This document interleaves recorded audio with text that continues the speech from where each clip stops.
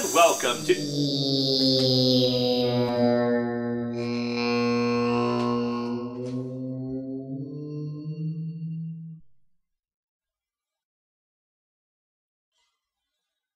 Hello and welcome to Atop the Fourth Wall, where it's our 3rd-year anniversary!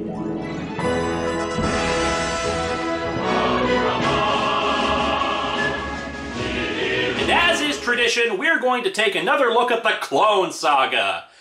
Sort of.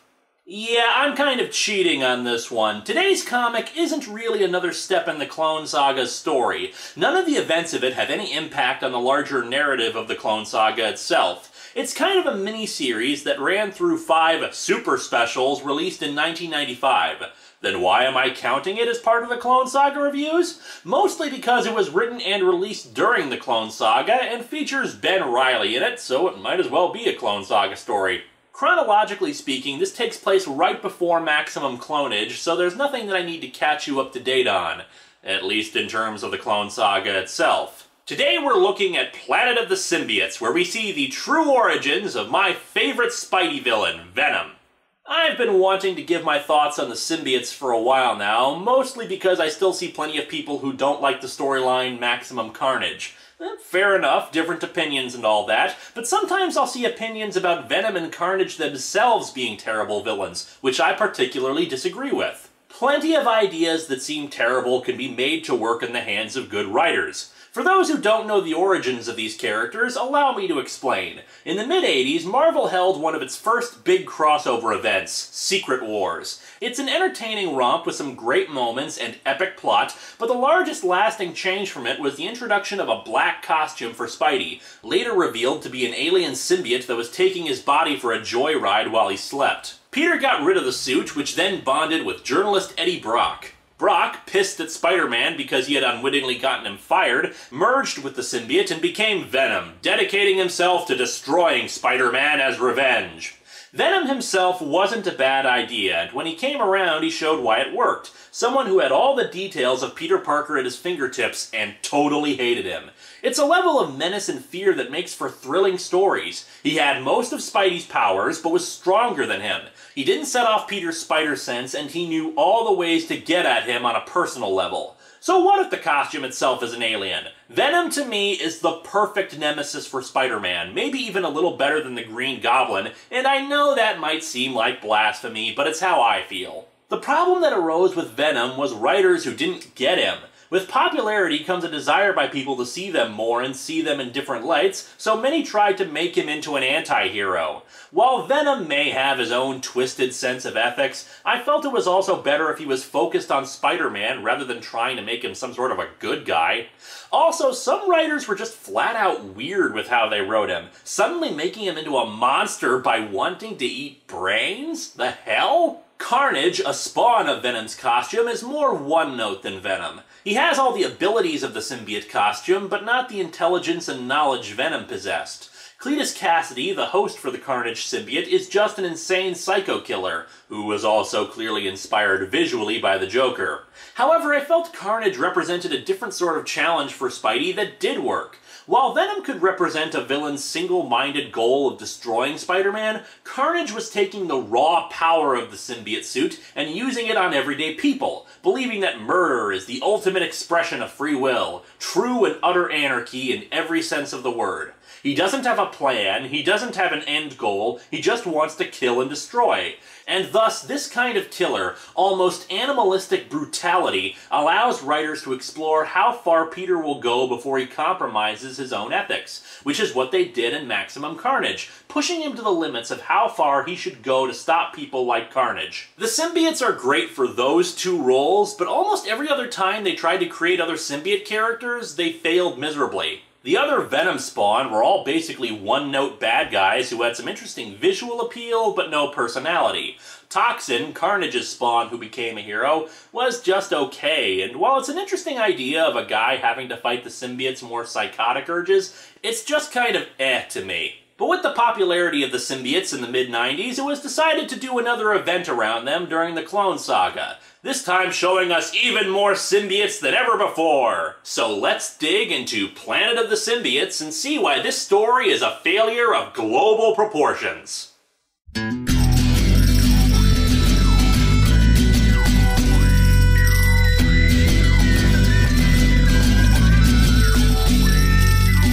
Welcome to Atop the Fourth Wall, where bad comics burn. Linkara's gonna teach you all a lesson you won't learn. Brodsky, you're not the smartest. Life out, you're not an artist. Anyone who's had a bad comic published, it could be your turn. Linkara, he's a man, punch, wears a birdie hat. Linkara, he has a magic gun. Where'd he purchase that? Linkara, coins, robots, Amazon and trucks. Linkara, this comic sucks. Linkara, I only wanna be with you.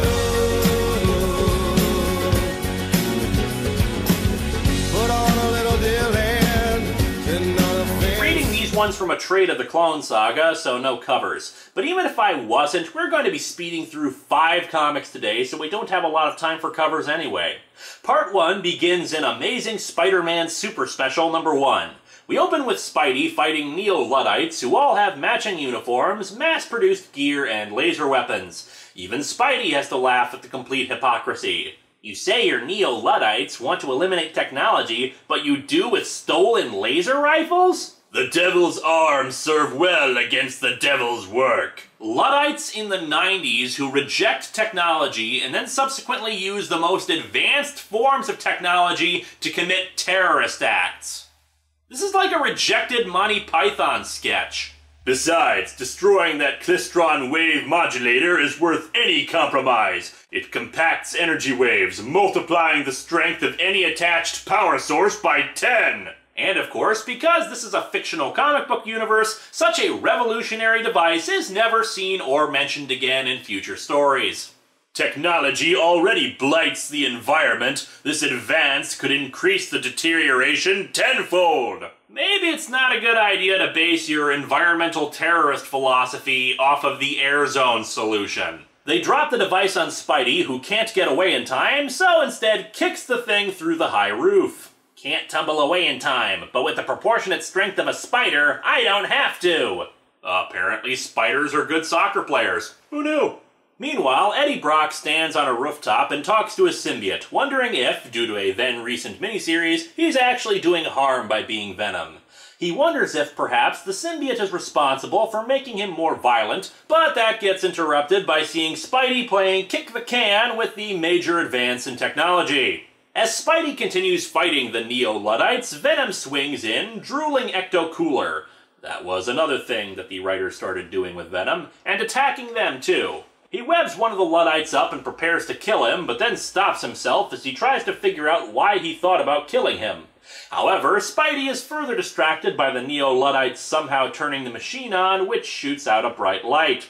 Venom and the Neo-Luddites escape in the confusion, and Spidey hears sirens in the distance, deciding to web up the remaining terrorists and swing away. He overheard the Neo-Luddites mention the word Spurzle, thinking that he's heard it before, but can't place it. And according to a Google search, Spurzle is a brand name for guitar tuning pegs. I guess those Neo-Luddites love to rock out. He also wonders about Venom's hesitation and hopes it's a chance to finally put Venom out of business. Then we cut to Peter with Mary Jane, where he then proceeds to say the exact same thing. Oh, how we do love padding. Spidey heads to the headquarters of the Fantastic Four, where the Thing is letting him do some research on Venom. Why he would need to research Venom is head-scratching since, as we are reminded in the next 2 pages, he already knows about Venom!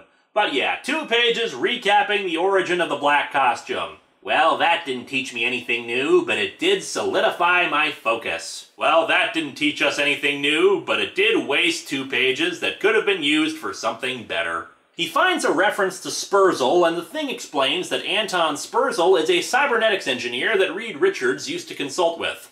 Spidey remembers now that he heard about him back in school, and remembers that Spurzle is giving a demonstration that day. What do you say, Ben? Feel like a little clobbering time? Hey, does Clinton like cheeseburgers? No, that's just him talking about warlords. See, right now, we're sending food to Somalia, but it's not getting to the people who need it because it's being intercepted by warlords. I appreciate your help, Ben. Those Luddites were pretty fanatical. And stupid. Don't forget stupid. We cut to an auditorium where Spurzle is hyping up his latest invention. What I'm about to show you, my fellow scientists, is the next step in virtual reality. Now say it with me. We are VR. By wearing this helmet, an operator can see through sensors attached to the Mark 7 diagnostic drone behind me. He or she will be able to maneuver that vehicle by thought alone into the most hazardous of environments. So it's nothing like virtual reality. Not to mention, piloting it by thought is, well, lame. What happens if the person panics? At least with handheld controls, someone can take over quickly, or just instinctual hand movements can help steady themselves. Toxic wastes, nuclear meltdown, even an active volcano. Okay, forget about the thought control crap. It doesn't matter what kind of remote control it has. The problem is having the drone survive hazardous environments. Radiation and lava aren't exactly kind on electronics, if you get my drift. There's a lot more comics to go through, so let's sum up the rest of this one. The Neo-Luddites show up to try to kill Spurzle, but fortunately Spider-Man and the Thing show up to knock them around. The Luddites gain control of the remote-controlled craft, but Venom also arrives to stop them too.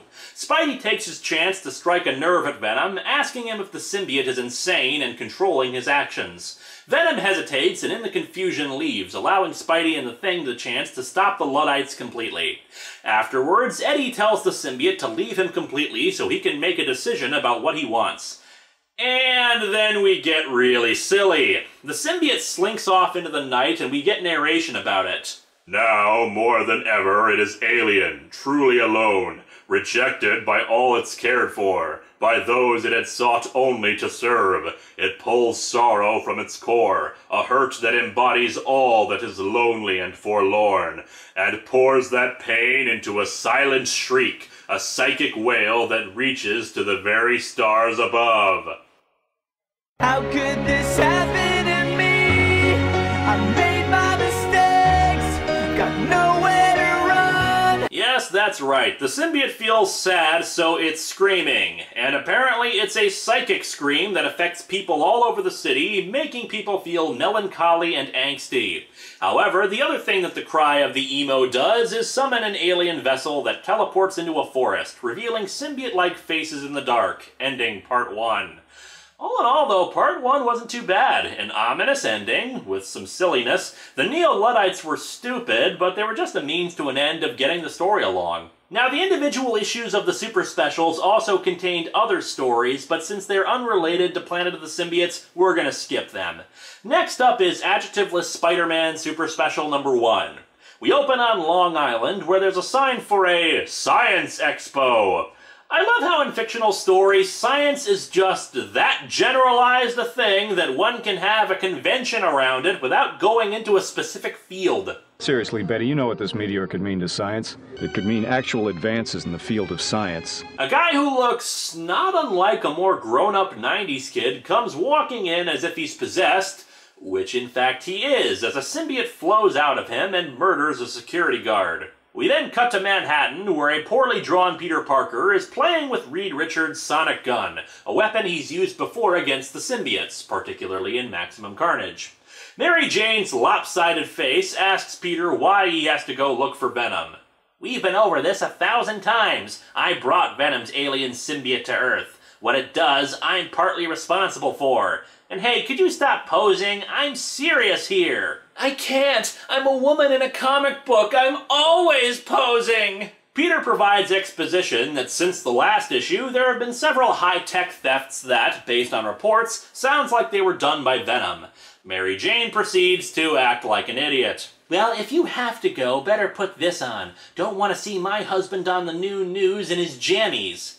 Yeah, you start to realize a little why some people wanted these two divorced or split up if you're writing her as if she's a moron. Peter might want his Spider-Man costume? No kidding! At a nearby hospital, we see that Cletus Cassidy is in a coma thanks to events in another miniseries, and we saw the same thing very briefly in the previous issue. The doctor hits a panic alarm because he's convinced he saw Cassidy move, but the guards don't take him seriously, believing he's still in a coma. I certainly believe him, though. In the previous issue, he was in a coma with his eyes closed, but in this one, his eyes are open. Great continuity! At one of the tech crime scenes, the Scarlet Spider shows up next to Spider-Man, saying he decided to look into the technology thefts too. And it seems everybody's coming out tonight to look into it, since across the poorly drawn room is a human-sized ventilation system that's kicked open by Eddie Brock. Eddie has also cut off his mullet since the previous issue and shaved it into some kind of flat, pointy hairdo. Eddie says he doesn't want the symbiote doing any damage, so he came to look into it. Spidey decides to give him the sonic gun because sometimes Peter is kind of stupid like that. Even the Scarlet Spider pulls him aside to tell him what a moron idea that is, though Peter does have a somewhat good explanation, that the sonic beam isn't dangerous to humans and that the gesture might help gain Eddie's trust to keep him from rebonding with the symbiote. And on the other hand, he might hesitate or decide to destroy the weapon if he feels a compulsion to rejoin the symbiote and you lose your best weapon against it. The Scarlet Spider suddenly exclaims that they've got to get to Manhattan before the symbiote steals the Klystron wave modulator, that super special energy device from the first part. He says he just has a hunch about it, and fortunately this is not bad writing, just clumsy foreshadowing. They head to the lab and see the symbiote carrying around tech. Using the sonic gun, they repel the symbiote from its host, who begs them for help. After the battle, Eddie's eyebrows grow 3 times their normal size, and he points out that his symbiote would never join an unwilling host, meaning something's wrong. The symbiote got away with the wave modulator, and Scarlet Spider has another hunch that they should head north. Ben's a clone. Could he be forming a new power? Something psychic? And if so, could it be dangerous? His ability to see what happens later on in the script could be catastrophic! The whole city could go up in flames! We have a brief interlude of Mary Jane worrying about Peter. One of the issues writers and fans had with the marriage of Mary Jane and Peter Parker is that a lot of the time, the writers just kept writing the same scene with her. She's worried and mopey about Peter's safety. As such, it felt like she had no purpose in the story. I would argue that the writers were lazy and didn't try to find something more useful to do with her, like they would any supporting cast member. Also, a suggestion from a story perspective. If you think her scenes are pointless, then just stop cutting back to her! If you're just gonna keep showing her worried, it is pointless to the story. Just keep the flow going and don't interrupt the plot to remind us she exists. It's not like we ever cut to J. Jonah Jameson in this story, reminding us that he hates Spider-Man. Anyway, the three arrive in the North Woods and discover a group of symbiotes working on some kind of giant device, installing the wave modulator into it to boost its power. And then Eddie Brock has a seizure. Can you tell me what emotion I'm conveying with this face? They realize that the symbiote responsible for the tech thefts wasn't the Venom symbiote, making them wonder where it is. Oh, and naturally, they have no shock or horror about seeing a dozen or so symbiotes doing this. Now, if I were there, I'd maybe be terrified to see all these things considering what we know of the symbiotes, but no, this is just another day in the park for them. A fight ensues, and this really gets to the core of why this comic fails. The idea of hundreds, maybe even thousands of symbiotes being let loose on the city is a pretty horrifying thought. Think John Carpenter's The Thing meets the Puppet Masters, alien shape-shifting organisms that consume you and use your body to do what they want. But this isn't a horror story, it's action schlock at best. The symbiotes aren't any different than goons with some special powers. They all have the same goofy grin as Venom, but lack the menace that made Venom so terrifying, namely his knowledge of Spider-Man. So they're not a direct nemesis with wisdom about how to hurt the hero. They're not being used as a secret invasion that could instill paranoia by creatures that are virtually undetectable. They're just there. Oh, and it turns out that the Venom symbiote was disguised as the Scarlet Spider's hoodie, partially bonding with him without his knowledge, and that's why he kept having those hunches. Kind of a letdown of a reveal, and that also means that Spidey's line from earlier about the dangerous new powers of the Scarlet Spider was completely pointless. Good move, writers. Long story short, the device gets activated and the three are teleported away, ending part 2. We continue in the Venom Super Special number 1. An endless instant ago. Stop! An endless instant?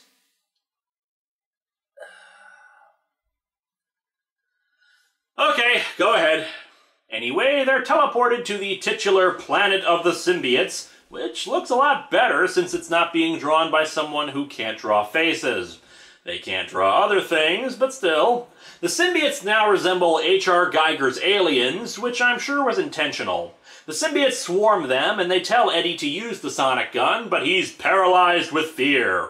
However, he snaps out of it quickly and starts repelling the attackers. By the way, with the green shirt and short hair and huge gun, Eddie Brock now resembles the Doom Marine. Rip and tear! Rip and tear your guts! Oh crap, you things don't have guts! That can't be good! We get some instances of bad 90s artwork here, like Eddie's impossible spine, but let's move on. The symbiotes back off, which, according to Spidey, is because they're probably not used to resistance or pain. That is extremely stupid and lazy. But anyway, they hijack a floating car and fly off, looking for a place to gather their thoughts and figure out a plan. After another pointless cutback to the truly psychotic-looking Mary Jane, we see that Spider-Man and his amazing friends have found refuge in a spot that doesn't resemble parts of the female anatomy whatsoever. They try to get information from the symbiote, but it refuses to fully bond to the Scarlet Spider. Nuts, I was afraid of this. Eddie, you're going to have to become Venom. Another brilliant idea from our fearless hero. You finally get Venom to reject the symbiote, so now just let it bond with him again. Nothing can go wrong with that plan. Hey, here's a dumb idea, Petey. Why don't you bond with it? You were its first host after all, and in previous comics it has shown a desire to return to you. No, just let Eddie have at it again. You're the king of good ideas, Pete. Anyway, it becomes Venom again, and after doing some bodybuilding poses, it explains its backstory. The symbiotes are a race of conquerors that are addicted to the strong emotions of host creatures, particularly adrenaline rushes. The Venom symbiote wanted to more permanently join with a host instead, to belong rather than dominate, and as a result was considered an outcast in symbiote society. Aw, the symbiote just wanted to be loved! That's why it hijacked Peter Parker's body and used it without his permission to go web-swinging around while he slept and then tried to force itself on him when Peter rejected it, and constantly tries to make people commit violent acts. The symbiote was imprisoned to later be vaporized, but that prison was then transported to Battleworld during the Secret Wars, where it then joined with Peter. It latched onto Ben Reilly because of his similarity to Peter, and it saved them by dragging them into the teleporter, which they happily refer to as a Stargate, and it's probably no coincidence that this book came out a year after the original movie. They build the Stargates because they completely use up their hosts and leave them desiccated corpses. They usually send out scout ships to find new planets to invade, and when they heard the Venom symbiote's emo cry, it homed them in on Earth. However, they're too far away for radio contact, so stole local technology to build the Stargate. Yes, the symbiotes are so advanced that they have interstellar travel and warp gate technology, but their telephone technology is still lagging far, far behind. Or maybe they just didn't want to use up their minutes if it turned out to be a wild goose chase. I don't know. Back on Earth, even though less than a day has passed, Cletus Cassidy has been transported to a high-security government installation. There, they hook him up to machines that will allow him to talk through brainwaves because... science? I don't know why the hell they'd want to talk to a deranged psychopath in a coma, but whatever. Back on planet Symbiote, or rather planet Parasite, given what we know about them, they decide the Stargate is their best chance of getting back to Earth, and then they can use technobabble to destroy the Stargate on the planet so they can't go through. And what stops the symbiotes from building another one? They were able to MacGyver one up on Earth using tech there, so I imagine the alien planet's gotta have better stuff than us. Eddie's trusting the symbiote again, so yeah, good call there, Pete. After some padding, they arrive back at the unguarded Stargate because the symbiotes are evidently morons that sent everybody out looking for them.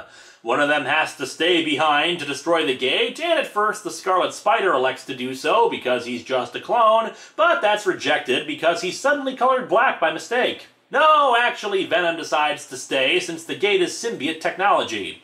Spidey says he doesn't like it, but just goes ahead with it because this entire story could actually be retitled Spider-Man is a Dick to Venom. However, it turns out that it was the three of them who were morons and not the symbiotes, who were all lying in wait using their camouflage abilities. After a fight scene, they go through the gate, but their technobabble failed and the symbiotes all come charging through. Part 4 is in Spectacular Spider-Man Super Special Awesome number 1, whose cover I'll comment on briefly. It shows the population of New York in symbiote form, but they're all different colors, which is one thing that irritates me about this book. Admittedly, there's no reason to believe that the symbiotes aren't all supposed to be black, but it just makes for a visually uninteresting villain force if they're all just black goo with vaguely Venom-esque faces. The Venom-spawned symbiotes may not have been the most interesting characters, but at least they visually looked different from one another to give us something nice to look at as opposed to... glorious black and slightly less black. The situation on Earth has deteriorated rapidly as the symbiotes have already begun spreading across the globe. A news report exposits about heroes like Black Bolt and the Human Torch that have had success in fending off symbiotes, but others like Captain America have had less luck. Damn, if only these symbiotes were asthma-based, then I could easily defeat them! Yet another scene of Mary Jane worrying, and then cut to Spidey being chased by people possessed by symbiotes, all of whom, naturally, still have their hair and clothes, because, you know, there's nothing more frightening than a symbiote wearing plaid, or a symbiote with a mullet. And hey, that's what people look like when covered by a symbiote, right? I mean, just look at Venom here. He's actually nude and bald under that thing.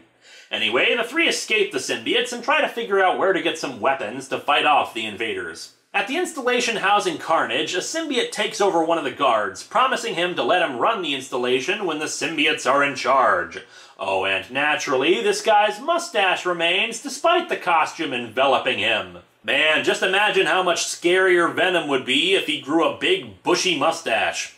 It then stabs Carnage, who's out of his coma or something, whatever. But Carnage's symbiote actually mutated his blood previously, so that spilling it allows him to become what he is. However, it does even more than that, since he absorbs the other symbiote into his own. Spider-Man, Scarlet Spider, and Venom head to a local mall to pick up weapons because, you know, flamethrowers are usually widely available at shopping malls. Venom goes off to monologue to himself about how this is all his fault for sending away his symbiote, and its cry summoned the symbiotes here. I was worried that the violence we generate as Venom was more your influence than my choice, and your race is obviously a savage one. On the other hand, violence seems the only way to stop the horrors being suffered by so many innocents. And in that light, can it truly be wrong? Is it wrong to use violence to stop the evil, sadistic, inhuman goo that wishes to enslave us and then use us up like a dirty towel? These are deep questions. Seriously, was that your big introspective moment? Maximum Carnage asked whether killing is truly the only solution to murderers like Cletus Cassidy. That's actually a philosophical debate. Asking whether it's wrong to use violence to stop an invading alien force is just dumb. Peter heads to a Radio Shack to try to use a cell phone to call Mary Jane, but the battery's dead. How much do you want to bet this whole thing was just meant as a cell phone ad? Sprint battery dead while alien symbiotes try to take over the world? Try Verizon. Another pointless Mary Jane scene, and we're off to the Scarlet Spider. The symbiotes are conquering the world, so what does he decide to do? He goes to a clothing store to get a new hoodie, because he feels naked without his whole costume, he says, and uses a Sharpie to draw a perfect new spider on it. I see now why people didn't want him to turn out to be the real Spidey. Anyway, after the 10-20 minutes he spent on something so important as a new logo, he goes to another store to grab propane torches and heads back to meet the others, who didn't get any weapons themselves. It's amazing that despite the fact that the Scarlet Spider wasted more time than any of the three, he was still the most successful. The symbiotes arrive at the mall and attack. Spidey hits on the idea to turn the mall's sound system into a weapon, turning on "Raindrops Keep Falling on My Head," then putting a microphone up to the speaker to cause feedback. The symbiotes are repelled and they withdraw to figure out a new plan. Their idea? They'll turn the Stargate on reverse, then use Venom's emo cry again, amplified, and cause the symbiotes pain so they'll want to leave. This is starting to sound like a bad comic book plot. This is an amazingly lazy and dumb plan. 1. How did they know that the emo cry was causing normal people angst? 2. Why would a cry for help cause other symbiotes enough pain to want to retreat? 3. It'd just be easier for them to kill Venom, something even the Scarlet Spider points out, than to force a massive retreat for millions of symbiotes back through one tiny little gate. But whatever, let's speed this along towards its dumb conclusion. They head back to the Stargate, and like a video game, the two need to keep the symbiotes off of Venom while he works. However, it turns out to all be for nothing, as the Stargate on the other side has been deactivated, meaning the entire symbiote invasion force is on Earth, and there's no way to send them back. However, the issue ends with the arrival of Carnage, who has been snacking on so many symbiotes that he has become a giant. Planet of the Symbiotes concludes in Web of Spider-Man Super Special Extreme Maxi Ultra Supreme Awesome Bodacious Special number 1.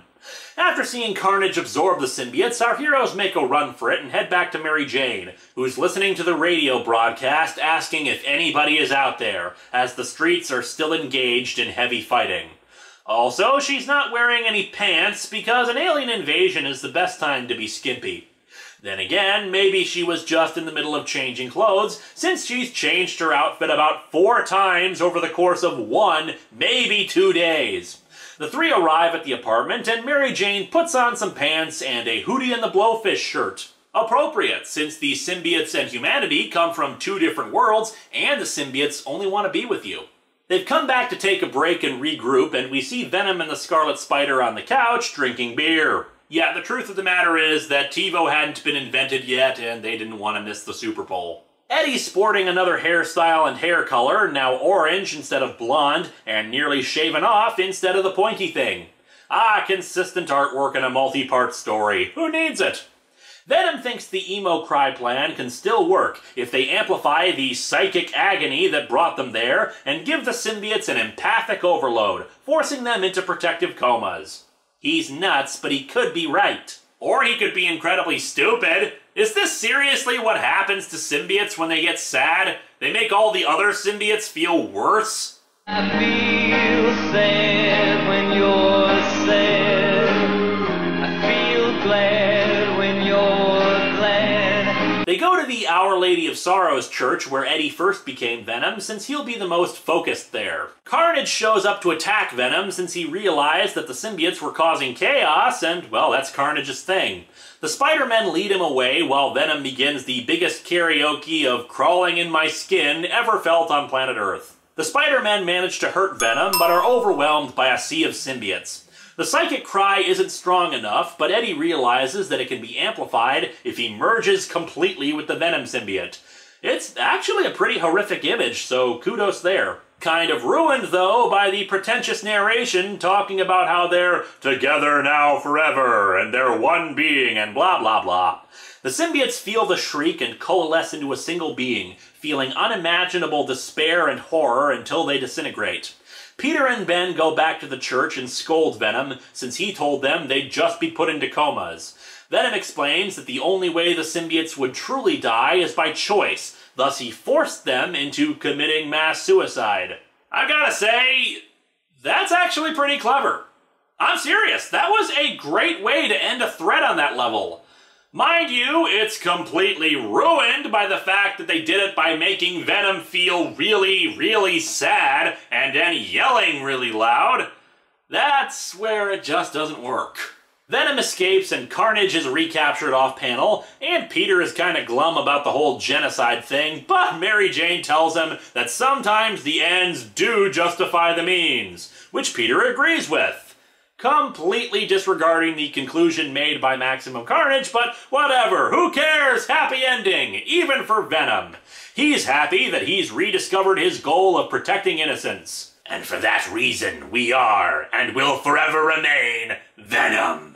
Until later on, when he decides to get rid of the symbiote, despite him being permanently joined with him, thus letting Scorpion become Venom, and Eddie Brock becomes the stupidly named Anti-Venom. These comics suck. There are good ideas here, I won't deny that. However, the artwork is all over the place, sometimes decent, and other times completely goofy or exemplifying the worst of the 90s. The symbiotes themselves are boring adversaries in this, visually uninteresting and not as scary as something like this should be. This should be horrifying, a comic filled with tension and dread by the overwhelming nature of the crisis, but it barely phases our heroes. There are a bunch of plot holes, and the idea that Venom feeling anguish is enough to kill off an entire race of beings whose goal is to feel emotions is just dumb. Marvel tried this idea of a symbiote invasion again a few years ago with equally disappointing results. The idea is good, but it needs to be put in better hands. In the meantime, though, Warning. Intruder is present in the living room.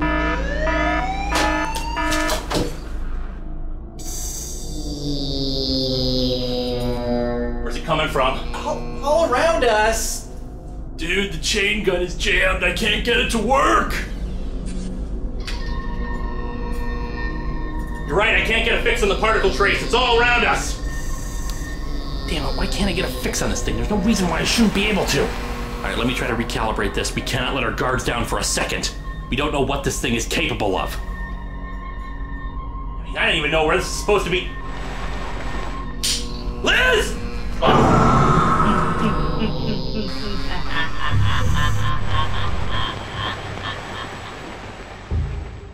Dude, are you okay? This is too big for me. I can't do this alone. I need reinforcements. Joe! Joe, can you hear me? I need reinforcements! Joe! Joe, can you hear me?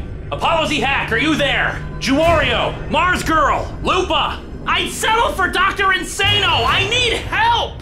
Isn't there anybody out there?